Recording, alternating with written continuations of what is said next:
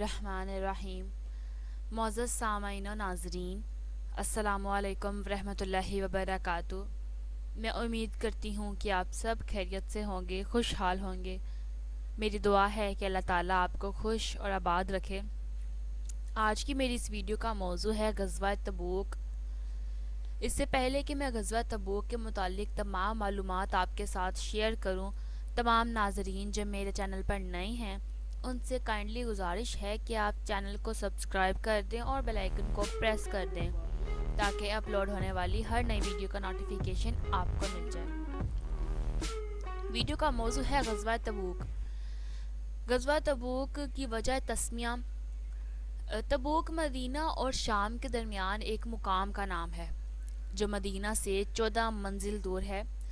بعض مورخین کا قول ہے کہ تبوک ایک قلعہ کا نام ہے، جبکہ بعض کا قول ہے کہ تبوک ایک چشمے کا نام ہے۔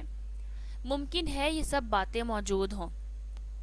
یہ غزوہ سخت قحط کے دنوں میں ہوا۔ طویل سفر، ہوا گرم، سواری کم، کھانے پینے کی تکلیف، لشکر کی تعداد بہت زیادہ۔ اسی لیے اس غزوہ میں مسلمانوں کو بڑی تنگی اور تنگ دستی کا سامنا کرنا پڑا۔ یہی وجہ ہے کہ اس غزوہ کو جیش الاسراۃ یعنی کہ تنگ دستی کا لشکر بھی کہتے ہیں۔ غزوہ فاضحہ: چونکہ منافقوں کو اس غزوہ میں بڑی شرمندگی اور شرمساری اٹھانی پڑی تھی، اس وجہ سے اس کا ایک نام غزوہ فاضحہ یعنی کہ رسوا کرنے والا غزوہ بھی ہے۔ روانگی: اس پر تمام مورخین کا اتفاق ہے کہ اس غزوہ کے لیے حضور صلی اللہ علیہ وسلم رجب 9 ہجری بمطابق 630 عیسوی جمعرات کے دن روانہ ہوئے۔ رسول پاک 3000 جانثار غلاموں کے ساتھ مدینہ سے روانہ ہوئے۔ غزوہ تبوک کا سبب: عرب کا غسانی خاندان جو کیسر روم کے زیر اثر ملک شام پر حکومت کرتا تھا، چونکہ وہ مسیحی تھا اسی لیے کیسر روم نے اس کو اپنا اعلی کار بنا کر مدینہ پر فوج کشی کا عزم کر لیا۔ چنانچہ شام کے جو سوداگر روغن زیتون بیچنے مدینے آیا کرتے تھے، انہوں نے خبر دی کہ کیسر روم کی حکومت نے ملک شام میں بہت بڑی فوج جمع کر دی ہے، اور اس فوج میں رومیوں کے علاوہ قبائل الخم و جذام اور غسان کے تمام عرب بھی شامل ہیں۔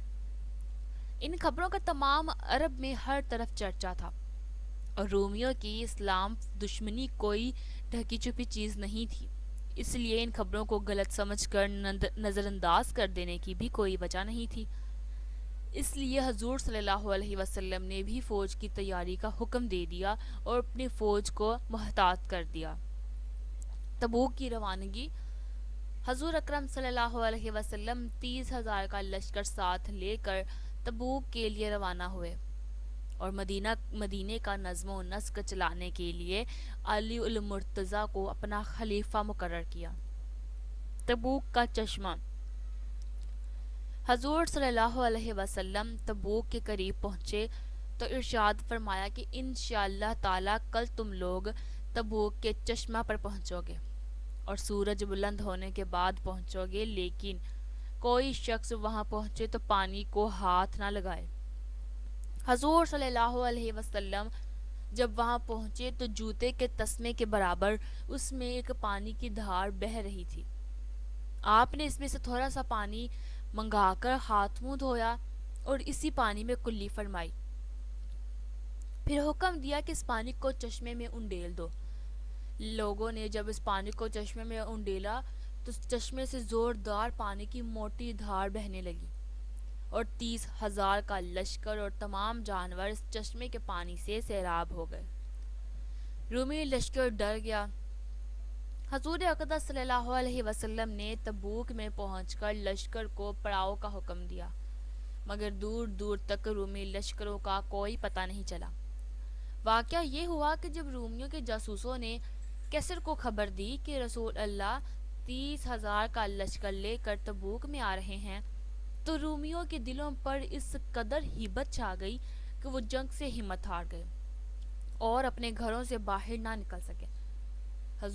رسول اللہ صلی اللہ علیہ وسلم نے 20 دن تبوک میں قیام فرمایا اور اطراف و جوانب میں افواج الہی کا جلال دکھا کر اور کفار کے دلوں پر اسلام کا رعب بٹھا کر مدینہ واپس تشریف لائے، اور تبوک میں کوئی جنگ نہیں ہوئی کیونکہ مسلم فوج کی ہیبت اور دہشت سے ہی مخالف فوج بہت سہم گئی اور وہ خود ہی راستے سے پیچھے ہٹ گئی۔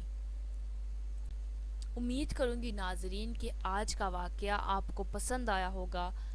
اگر آپ کو واقعہ پسند آیا ہو تو کمنٹ کر کے لازمی بتائیے گا، ویڈیو کو لائک شیئر ضرور کر دیں، چینل کو سبسکرائب کر دیں اور بیل آئیکن کو پریس کرنا مت بھولیے گا۔